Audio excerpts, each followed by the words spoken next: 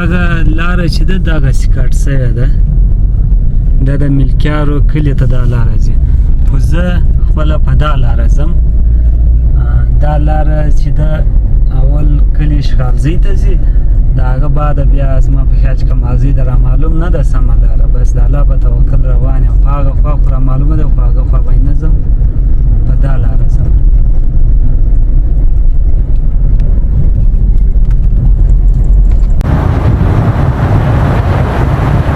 السلام علیکم اجي ستړی مې څنګه شه دا کمالزۍ د کومه لاره تللې ده کمالزۍ بس دغه روډ ور واخه هلته مخ ته دوکان ته راځي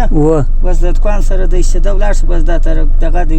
په کوڅه کې ووځي بس پر مخ تلې پوښتنه کوه ښه اوس دلته مخه د مانده کې ولاړ سم مانده کې اوس دغه